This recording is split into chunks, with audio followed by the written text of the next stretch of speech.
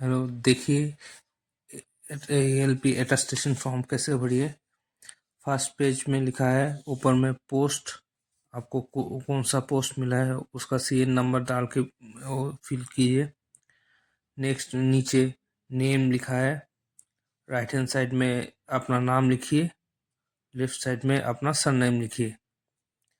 उसके नीचे आप अपना एड्रेस दीजिए, अपना उसके 3 नंबर कॉलम में आप अपना परमानेंट एड्रेस, आपका नज़दीक के थाने और डिस्ट्रिक्ट कौन सा है वो भरिए। 4 नंबर पेज में 2 नंबर पेज में 4 नंबर कॉलम में आप तो बाहर नहीं रहते तो ये फिल करना ज़रूरी नहीं है। उसके नीचे आइए, आप अपने पिता का नाम लिखिए, नेशनलिटी कौन सा है वो लिखिए। उसके बाद प्लेस ऑफ बर्थ लिखिए, कहाँ आपके पिताजी का जन्म हुआ है।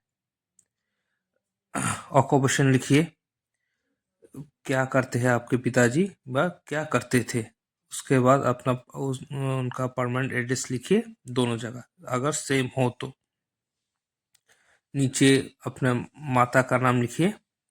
उसके बाद उनका नेशनलिटी इंडियन है या दूसरे कंट्री का है वो लिखिए। कहाँ उनकी कहाँ उनका प्लेस ऑफ बर्थ है वो लिखिए, वो अभी क्या करते हैं। उसके बाद उनका परमानेंट एड्रेस वो लिखिए, अगर सेम हुआ तो दोनों, नहीं तो पहले उनका जो एड्रेस था वो लिखिए, उसके बाद अपना परमानेंट एड्रेस। 3 नंबर पेज में ऊपर में आपका बेटा बेटी हो तो लिखिए, नहीं तो वो स्लॉट छोड़ दीजिए। नेक्स्ट 7 नंबर कॉलम में अपना डेट ऑफ बर्थ लिखिए, हिंदी में भी लिख सकते हैं, इंग्लिश में भी लिख सकते हैं। आप अपना प्रेजेंट एज कितना हुआ है वो भी लिख सकते हैं। एज ऑफ मेट्रिकुलेशन, आपने 10th कब पास किया है। लगभग 15 और 16 को सबने किया है, एज में सबने किया है। प्लेस ऑफ बर्थ, आप किस जगह आपका जन्म हुआ है उसका डिस्ट्रिक्ट एंड स्टेट लिखिए। नीचे डिस्ट्रिक्ट और स्टेट दोनों लिखिए। 8B में 8C में आपके पिताजी का जो जहाँ जन्म हुआ था डिस्ट्रिक्ट और उनका स्टेट लिखिए।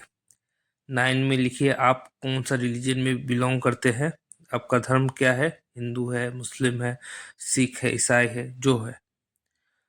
9B में लिखिए आप शेड्यूल कास्ट या शेड्यूल ट्राइब में बिलोंग करते हैं कि नहीं, ये और नो में जवाब दीजिए। 10A में लिखिए आपने 10th कहाँ से किया, उस स्कूल का नाम लिखिए पूरा। डेट ऑफ एंटरिंग, मतलब आपने अगर 2008 में पास किया है तो डेट ऑफ एंट्रिंग होगा 2007। 2009 में पास किया है तो डेट ऑफ एंट्रिंग होगा 2008। 10th लिखिए। उसके नीचे 12 कहाँ से किए हैं, कौन से स्कूल से किए हैं।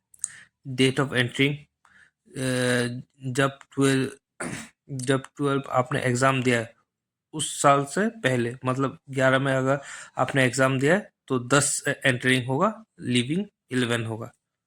12 दीजिए। उसके बाद आपने ग्रेजुएशन किया है या डिप्लोमा किया है या पॉलिटेक किया है, वो अपना डेट ऑफ एंट्रिंग लिखिए, डेट ऑफ लिविंग लिखिए, और कौन सा डिग्री ली है वो ग्रेजुएशन लिखिए।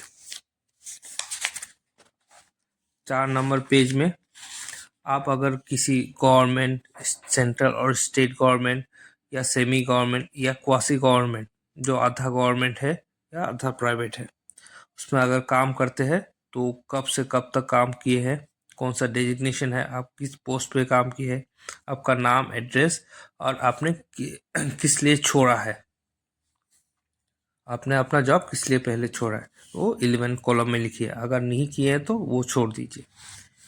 12 कॉलम में आप कभी पुलिस वेरिफिकेशन के लिए आपका कभी अरेस्ट हुआ है, यस और नो में जवाब दीजिए। या कभी आपको पुलिस ने बुलाया है किसी केस के लिए, यस और नो में जवाब दीजिए। कभी आपका गिरफ्तारी हुआ है, डिटेंशन हुआ है, यस और नो में दीजिए। उसके बाद have you ever fine by the court of law, court से आपको कभी फाइन हुआ है किसी भी चालान से, वो यस और नो दीजिए। Have you convicted by the court any offence, मतलब आपको कोर्ट से कोई ऑफेंस के लिए, मतलब कोई जुर्म के लिए अगर आपको सजा मिला है तो यस नो दीजिए। आप अगर किसी इंस्टीट्यूशन से और रेस्ट्रिक्शन मिला है, मतलब किसी काम के लिए आपको अगर इंस्टीट्यूशन रेस्ट्रिक्ट कर रहा है, मतलब वो एग्ज़ाम नहीं देने दे रहा है, तो येस और नो में जवाब दीजिए। आपको अगर किसी रेलवे एग्ज़ाम या पब्लिक सर्विस में आपको बैठने नहीं दे रहा है, डिवार्ट किया है, तो येस और नो दीजिए। आपका अटेस्टेशन फॉर्म फिल करने से पहले कोई केस आपके ऊपर है कि नहीं, पेंडिंग है कि नहीं, येस और नो दीजिए। तो उसके बाद आपका इंस्टीट्यूशन में आपके खिलाफ कोई पेंडिंग केस है कि नहीं, उसके लिए येस और नो दीजिए। फिर 5 नंबर पेज में